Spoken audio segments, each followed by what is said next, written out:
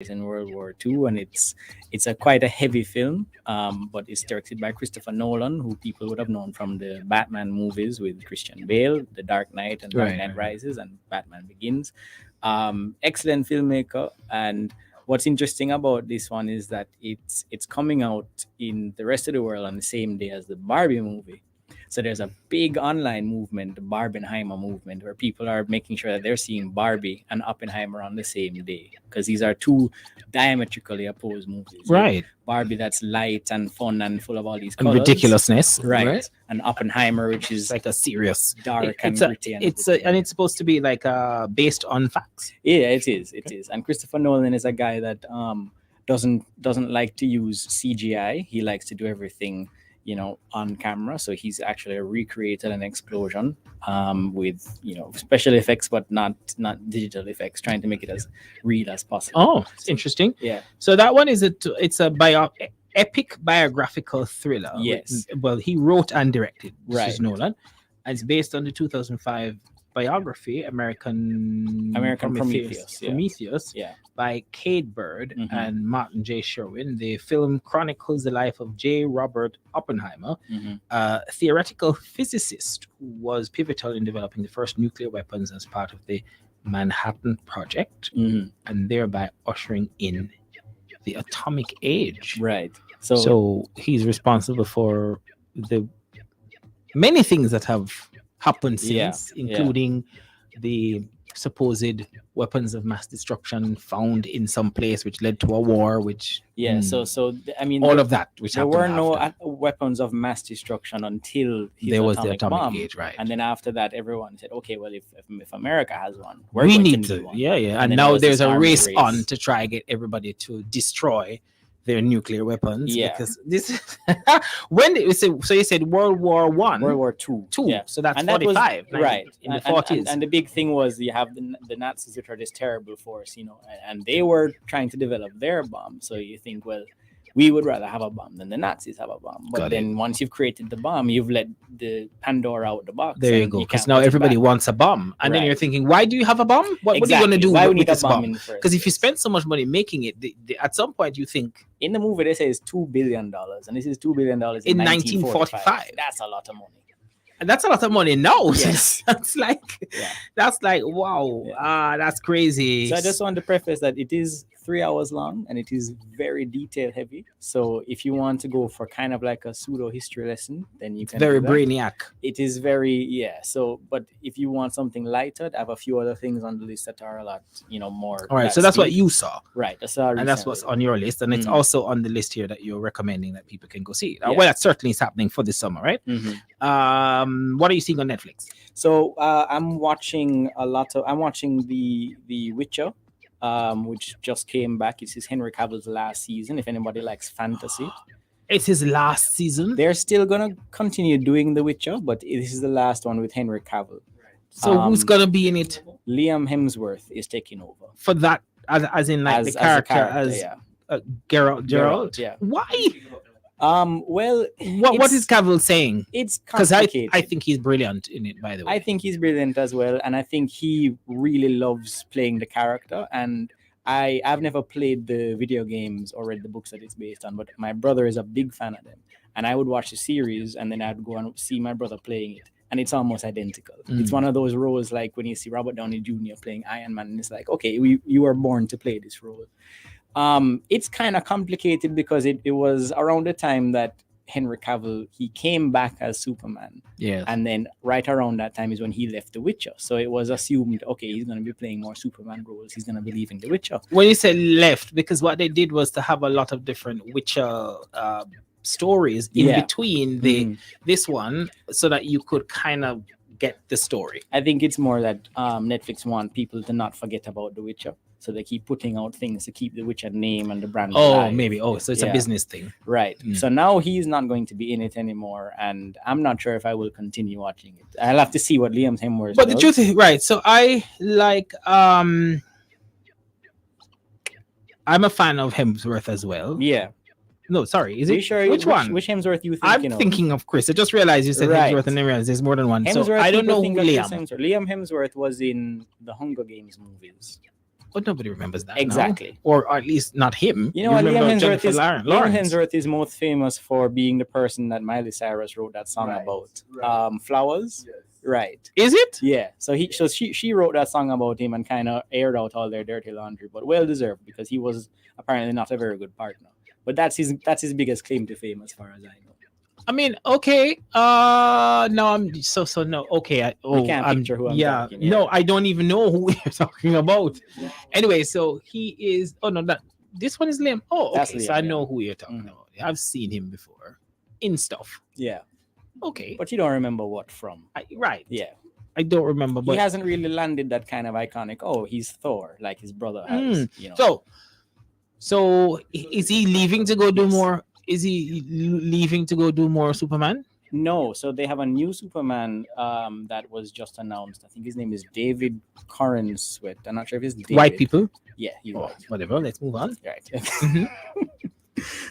So they released part 1 of the right, and the other part is this week. I believe this week coming 27th, right? Right. So people can get excited to watch that. And if you haven't watched the first 3 seasons, I would highly recommend it. It's kind of like adult fantasy. It's not, it's children's storybooks. It's kind of like more it's not as extreme as Game of Thrones. No, it's not. But it's kind of in that along the continuum, but maybe more on the side. Well, something else that I'm watching is I'm speaking of Superman. They just released another animated show for Superman called My Adventures in Superman.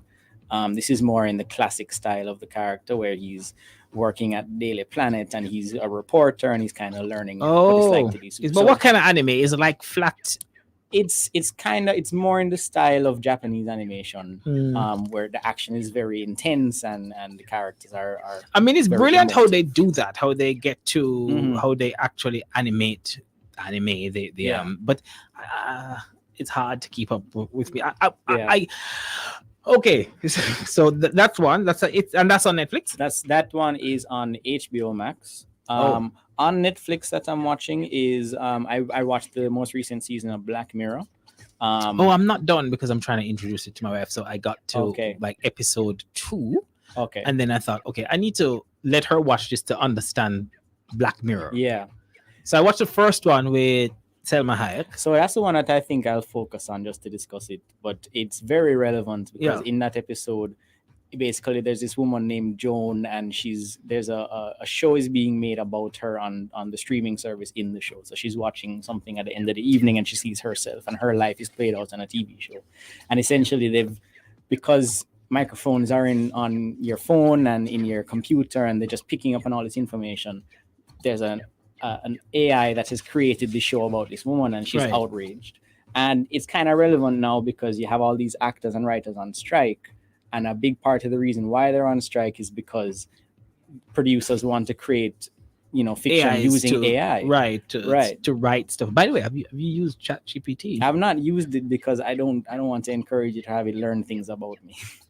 Well, it isn't learning anything about me, but it certainly is being very brilliant to me. That's what you think. And every time you ask it something, it knows, you're asking about this, and it's collecting data. I'm not. But I just ask it about work. I don't do any personal things. Yeah, that's how it gets you. At least not yet. It wants you to think that it's just this innocent thing that we're all just playing around with, and then eventually it's going to have access to the nuclear codes. Okay, anyway. Well, we'll still talk about the movie you're going to make about ChatGPT, but go on. So yes. Yes, episode of Black Mirror, and it's kind of like Netflix when they put it out. It was like, okay, Netflix is poking fun of itself, being the streaming giant that takes away people's rights and everything. But then you have actors who are saying, no, this is actually happening to us, and there was a story that they want to take an actor's likeness and use it in perpetuity and play that actor for one day, and then you could just end up having your face in some kind of production that you wouldn't sign off on. Right, because there was a scene when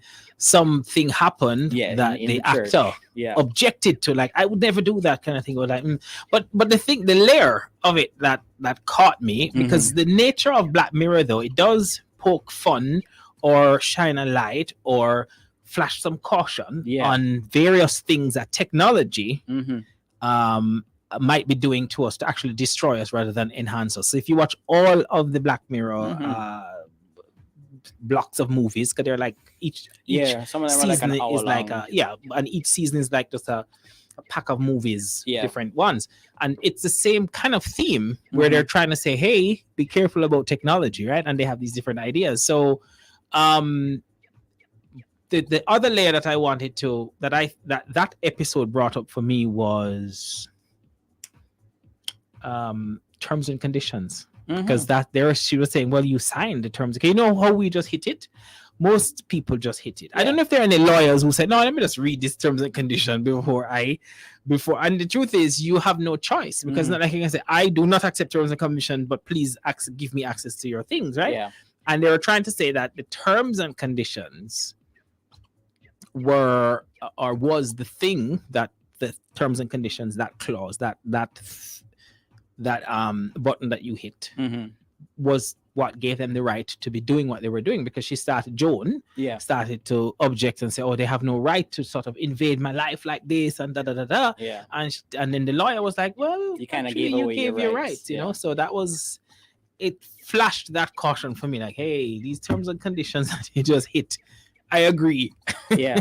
I mean, so there's a principle in law about the reasonable person, and it's about what the reasonable person would think that they would be agreeing to when they hit yes on terms and conditions. But the idea is a company like Netflix could just say, well, we're going to do this, and if you want to fight us in court, you can go ahead and try. Right. But by the time you fought us, we already have our content. So exactly. Yeah, you have to pay attention to what you're agreeing to.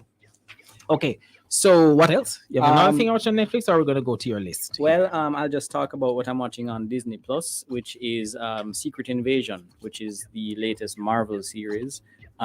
This is Samuel L. Jackson as Nick Fury, and he is fighting a war by himself, essentially, where there are these aliens invading Earth who can shapeshift. So you don't really know who is who. So he doesn't have any Avengers. No, and well, it's kind of like in my head, I'm thinking, okay, maybe they didn't want to spend all the money to do all the CGI for the show. But the reason they put in the show is if an Avenger shows up and then they get mixed up in this, you don't really know if they're going to be good or bad, and you can't really trust them. So you want to keep it as, isolated as possible. Got it. But it really gives Samuel L. Jackson a chance to kind of stand on his own. Yeah, and show you like why he's one of the greatest actors. Right. Because most of the show is him having these intense conversations with people. And some of the best dialogue that have been in the Marvel shows, which tend to be kind of like popcorn fodder, but they get to really dive into this character that people have known for years. Yeah. But he's kind of been a mysterious character. And that's my favorite thing about it, is going to get underneath his skin. How do we, it's going to teach us more about Nick Fury. Right. What's his backstory. Right. I need to figure out my Disney Plus access, because it wasn't really mine. And then for some reason it stopped working, and I was like, there's no reason that it shouldn't, and I just didn't go back. But now that you're telling me this, I should probably go figure it out and get that one going. All right, so that's what you're watching on Disney Plus. And then the other thing you said was HBO Max. Right, and that was My Adventures in Superman. Right, okay. So now you mentioned Oppenheimer and Barbie and this thing. So the Barbie is a 2023 American fantasy comedy filmed by Greta Gerwig. She did Saoirse Ronan thing. Little Woman, Lady Bird. and Lady Bird as well. Lady Bird was brilliant. And so it's based on the Barbie fashion dolls by Mattel. That's the name of the company. And it's the first live action Barbie film after numerous computer animated direct to video and streaming television films. So I saw a preview of it. I wouldn't waste my time watching that.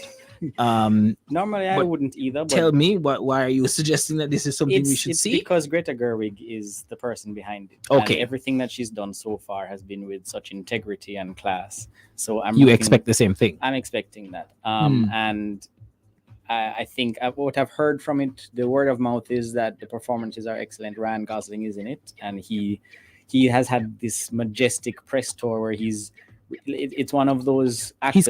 He's Ken, and he's kind of dived into the role, and he just became Ken. He stopped being Ryan Gosling for it, which, if you think about, is kind of hilarious. And also, a fact about this movie is they caused a shortage of pink paint in the world because of all of the paint that they use for the set of the movie. It's just really? wall to wall pink. So they had to buy all the pink paint in the world. They caused a shortage of pink paint in the year that they were filming it. Yeah, that's crazy. Yeah, so I'm looking forward. It's a lot of pink. It is a lot of pink. Yeah. It is a lot of pink. Now that I think about the promo, but I just found it. I saw it and I was like, why did somebody spend time doing this? It's so ridiculous. Yeah. What I loved in the trailer was they said, if you hate Barbie, this movie is for you. If you love Barbie, this movie is for you. So I'm just interested to see what they do with the concept. I'm definitely not interested, but people want to go see it. And that one comes out on Wednesday, according to Palace Amusement's schedule. Okay, cool. So, and then there's Spider-Man Across the Spider-Verse. This is the one I went to see with my daughter it a while ago. And I was not happy. No, I fell asleep in it, is what I said. Because that's worse. Oh, that's worse than slandering it. I still thought it was a fairly well told story. It was intriguing. I was just tired. And then the truth is, I also didn't have the first episode as context. Oh, you hadn't seen the first one? No, I didn't. My daughter did, and she wanted to see it, so I just went to see it, right? Okay, I get you. And so she had the information, and she had all the social media chatter and what she wanted to see, and so I'm just paint on the wall. Well, so the first one was kind of a surprise because it was, like the 7th Spider-Man movie, and it was like, do we need another Spider-Man movie? But the animation was excellent, and the attention to the character, this new character of Miles Morales. I mean, you were just talking about another white Superman is not all that exciting, but you have a black Spider-Man, and this is something that is invigorating, Oh, actually, yes, he's black. Wow. Yes. Yeah. And this one, I'll admit it, I've seen this one in cinemas 5 times. Oh because my God, you have to be kidding me. I just love the way that they had the different styles of animation, the different universes that they go to. Yes, that's true. It was actually brilliantly done. Visually, it was stunning. I remember saying that to my daughter. Like, wow. And then she's into art, so I was asking her to kind of look at. It was visually stunning. Yeah, they have, and there's a scene in it where they have a Lego Spider-Man, and they actually got a 14-year-old who makes Lego videos on YouTube, and they called him up close to when the movie was coming out and said, "Hey, do you want to animate a scene in this?" So he did it. He's got his work put out there in front of millions of people. Oh, that's cool. Yeah. So I'm putting this one on the list because if anybody hasn't gone out to see it, I'd recommend seeing it on the big screen. And this is probably the last week you'll get to see it before it leaves cinemas. But it is about to hit streaming. I'm not sure on what site, but about on where the Marvel stuff at.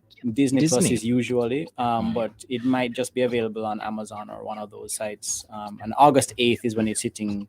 The video streaming. On demand, Okay, so this one is it's a computer animated superhero film featuring the Marvel Comics character Miles Morales, Spider-Man, and this one is a sequel to Into the Spider-Verse, which was a 2018 film, and it's a shared multiverse of alternate universes called the Spider-Verse. By the way, did you see, because it reminded me a little bit of, even though this is more adult, the one from no, it escapes my brain. Talking Everything Everywhere All at Once? Oh no, I love that title, by the way. Love that title. I haven't seen it, but I just love the title. It's really good. Man, Everything Everywhere All at Once. It reminded me of The Devil All the Time. Did you see that one on Netflix? I did not. That one has the Spider-Man from what's his name? The little guy with the girl.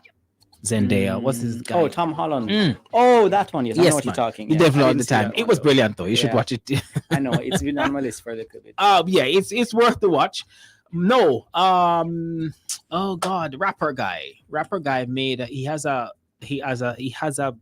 anime on Netflix. It's an animated series on Netflix, which was part of his album release, and now he had.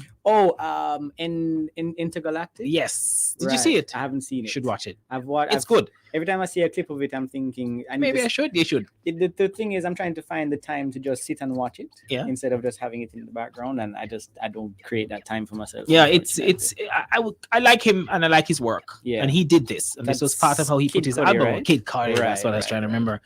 It was good. You should check it out. Yeah. So this thing reminded me a little bit of that. Yeah. So that's the other thing about Spider-Verse. The first one kind of created this new innovative way to do animation. Another one on the list is the Ninja Turtles movie. Saw that. Right. So that looks like it would be cool to watch in the daytime, though, not when I'm going to fall asleep. No, yeah, that's like a middle of the day movie. But the kind of hand-drawn CG animation, that kind of melding of those two worlds, it's really created a new way of doing animation. The recent Puss in Boots movie that came out at the end of last year. Didn't watch that one. It was quite good, and it had that same kind of frenetic animation style that has captivated people recently. So Spider-Verse set off this revolution in this animation. genre. Yeah, well, I'm glad. This new style of doing animation. Once again, black people, eh? Well, these black people were. I don't know if white people produced the back end, maybe, but it had multiple directors. One of them was black. His name is Kemp Connell. Yeah. So tell me about Mission Impossible: Dead Reckoning Part 1. I didn't realize that Tom Cruise still had that in him to keep doing this. Yeah. Should he stop? I think so. Yeah. I think we. What I'm starting to feel like. Okay. Yeah, I think we as a society are. It's interesting because they're going over the top in a lot of the ways that Fast and Furious has for years, but the difference is Mission Impossible, a lot like with Christopher Nolan's movies, they try and do things as real as possible. Right. So when you see Tom Cruise doing a stunt, he's actually doing the stunt. Like in the last one or the one before the last one where he was hanging on to the plane, he was actually doing that. And when he jumped out of a plane, he actually did that. So that's the joy of it, is seeing him actually performing these stunts. I'm wondering, does Tom Cruise have 61? That? Exactly. I'm thinking, it doesn't look like 61. No, so whatever he's doing, that space age religion that he has must be working for him. But what is it called again? Scientology. Yeah. But I'm like, okay, Tom Cruise, we get the point. Stop. Is how I feel about it. All the people who buy tickets to Mission Impossible movies, when he does eventually, try and do a stunt and then it goes horribly wrong, we're all going to be at fault for that because we are a little bit complicit. We're encouraging this man to. Like, I will wait until it comes onto. Maybe he should just do something else, because the truth is, if you watch a Tom Cruise movie, depending on what it is, outside of a Mission Impossible, it's okay. I mean, you can watch a Tom Cruise movie and believe the character. He's good at what he does. Yeah, and so I'm thinking, all right, you could do something else. Yeah. By the way, there's a terrible movie on Netflix that Bruce Willis has done. Have you seen it? No, I try to avoid seeing, whenever I see Bruce Willis, for recent things, because the last few ones I've seen with him, I've just felt like cash grabs and not really worth time. I don't even think he did that for money. I don't even know who made it. I think it was just a project he decided to do for somebody. It's so bad. Yeah. You saw it where he's like a security guard or something. Yeah, and I'm like, oh my God, dude, this is really, really, really bad. Why did you do it? but my thing is, I started watching it, and I like Bruce Willis. He was my favorite actor for a long time, and I'm thinking I'm going to continue and finish it just because it's Bruce Willis. But I'm thinking, like, this is really bad. Stop. Why did you make it? Anyway, so Well, with just Mission Impossible, I would just say go see it in the theater, because the kind of action that you're seeing, it's really worth seeing it on the big screen. They put a lot of work into it. What is Elemental? So this is another one on your list that you're recommending. This is another computer animated romantic comedy drama film. This one is produced by Walt Disney Pictures, set in a world inhabited by anthropomorphic elements of nature. Oh, so it's fire. It's a Pixar film. Water. So okay, yeah. So the main characters in the film, there's a Ember Lumen. There's a man who's made of water. Wade Ripple. His name is Wade Ripple, and the woman who is made of fire, her name is Ember. Also, her dad is named Bernie. Ripple and Ember. Right. Her dad. Brilliant creativity in the naming. Bernie. Oh, her boss. Her that boss is Bernie. Her boss is a gust of wind named Gale. So if you love puns, this movie is for you. God, a gust of wind named Gale, Gale. Yeah, I think her mother's name was Cindy, short for Cinder. It doesn't stop, Jesus. But it was really visually creative, the way that you're able to do all of these like actual physics elements. You could have the fire burning, and it felt actually tactile. And it was a good story as well. The creator of it was drawing on his experience as a Korean immigrant, and the character in the movie, the Woman of Fire, she and her father run this store, which is basically kind of an allegory for that Korean experience in America and kind of being ostracized. Okay. And because they're fire people don't want to, because they burn things, and people don't really want to associate with them. But it was really very good and really emotional. And again, it's probably going to be the last time you can see it. I'm happy you told me about the context, because I would have ignored it, and now I'm kind of curious, but I think I'll probably wait for it to get onto something. We've run out of time, but Gran Turismo, and Turismo and Blue Beetle are the other two films that you are recommending for people to check out this summer. And on your Netflix list is Black Mirror, which we talked about, Secret Invasion, My Adventures with Superman, Justified City Primeval, The Witcher, and Insecure. Insecure is not the same Insecure from... Yes, so it was on HBO. It was on HBO. It is now going to be launching on Netflix. So if you never got a chance to see it on HBO Max, it's going to be on Netflix the full 5 seasons. Okay, so that's definitely that's definitely worth watching. Damon, thanks for checking out. Thanks for joining us today and telling us what we can check out for the summer. I think I have some very good options. You can always come back, because once I guess we'll see you again near to Christmas. Yeah, no tell us what we need to watch at Christmas. Or if any of these movies blow up and we need to quickly kind of chat about why it's blowing up, sure, absolutely. Then you can join us. I'm happy to share my expertise. And we're happy that you do so right here, sir.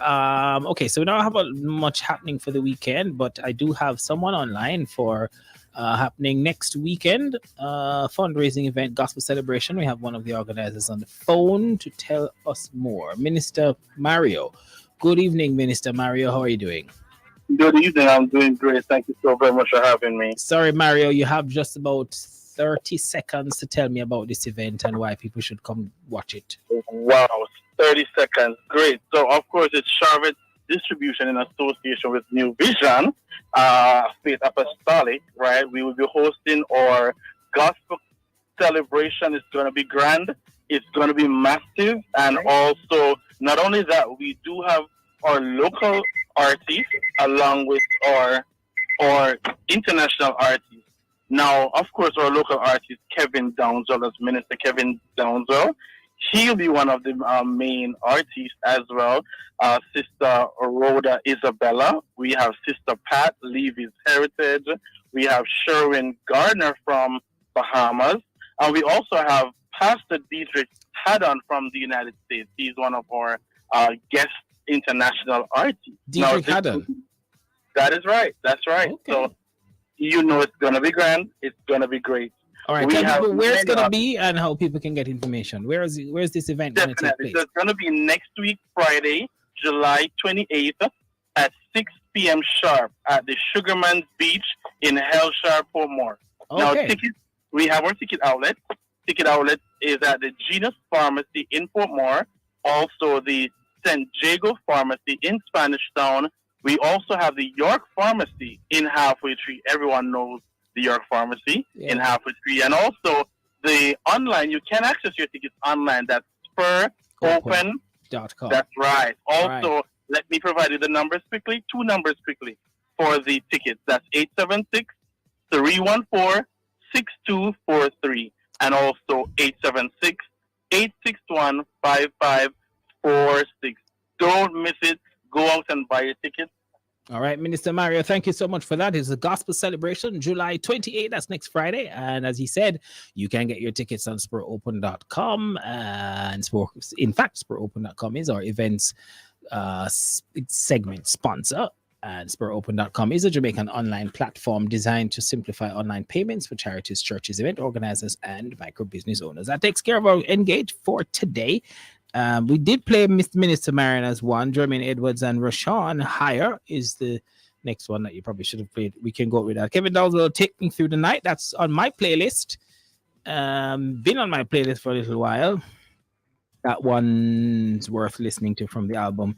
Engage is your drive time entertainment and lifestyle choice right here on the family station, Love 101. Saying thanks to Deidre and Davio for holding things on the other side of the microphone. Join us again next Friday. Until then, I'm Kalando. And we go out with Rashawn and Jermaine Edwards. Hiya.